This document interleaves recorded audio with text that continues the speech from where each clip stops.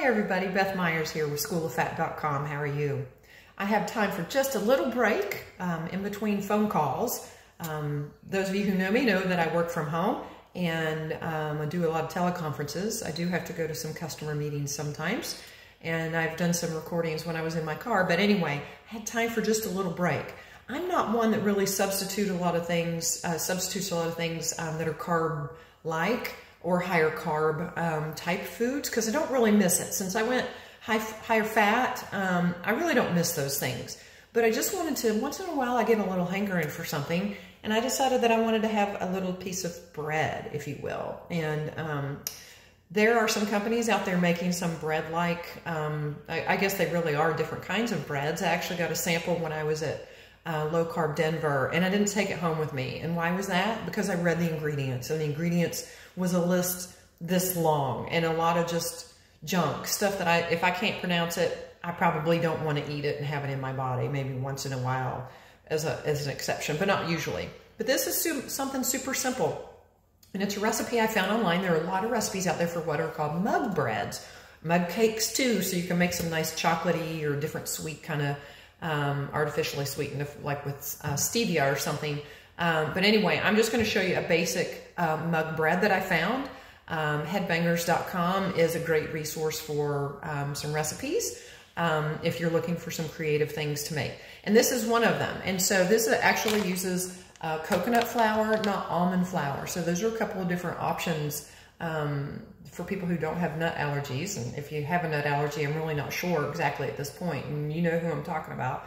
I'm working with someone and giving them some resources of things. But anyway, coconut flour, be aware of that. Very different. You can't just substitute coconut flour for almond flour because it's just different. It requires less volume and it's more affordable, so it makes a nice substitute. Sometimes I actually couldn't find my almond flour, so I decided to use it, and I had to look up this recipe. So this calls for 2 tablespoons of coconut flour. I already put in my mug 1 tablespoon of heavy whipping cream. And the fellow from Headbangers said that when you use the coconut flour, he found that really helped add some moisture back into it. It's a little drier than if you made a version with almond flour. Again, it's not a substitute, but just an alternative. And as well as I put in a tablespoon of olive oil. And one thing that I hadn't done, and this is why I'm re-recording it, and that's why my other things are already in the mug, is 1/4 teaspoon of baking powder, not soda, but baking powder. That's what's going to help it get poofy. Put some salt in here. I use pink Himalayan salt, and I'd already put an egg in here too, so 1 whole egg. So keep in mind, no to low carb does not mean you can just throw caution to the wind with calories. So these things add up. You know, there's a tablespoon of olive oil is 120 calories. A tablespoon of heavy whipping cream is 50 calories, I do believe. Yep. 60 calories in the oil.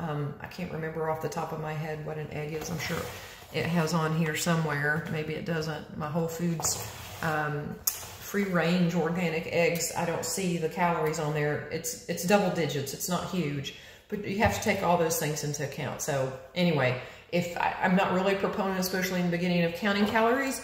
I think you need to adapt to fats and cut out your carbs, and then worry about that. But anyway, so you just mix this up, and it makes like a little kind of floury dough kind of thing here. And then the next thing you do is just pop it in the microwave for 90 seconds. I'll be right back. Well, that didn't take long, just 90 seconds.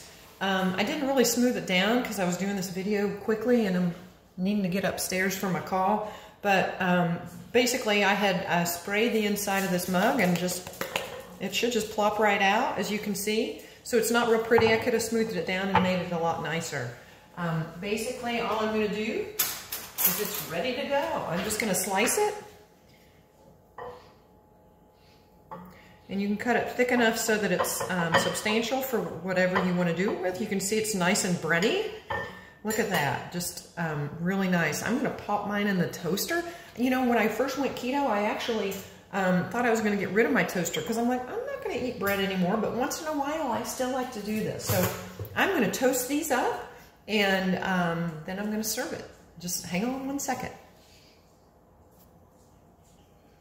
So those are smelling delicious. Let me unplug that so I don't get electrocuted because they're a little small. You can't really see because I put there's this other stuff there, but my toaster's right here. So I unplugged my toaster for the record, and there's my toasted mug bread slices. It's pretty dense. The coconut flour is a little on the denser side, but look at this, nice and bready.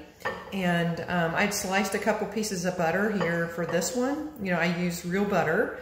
Grass-fed organic butter, and I'm going to butter one of them. And then also I got to thinking, I'm going to sprinkle some cheese on one of them and microwave it and sort of make my version of a little grilled cheese.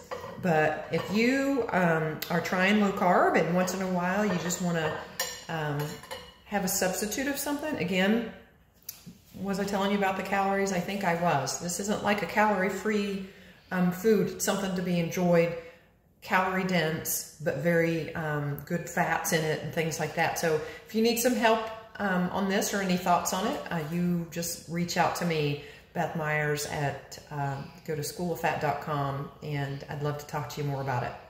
Thanks so much and have a great day. It's delicious. Have a great day.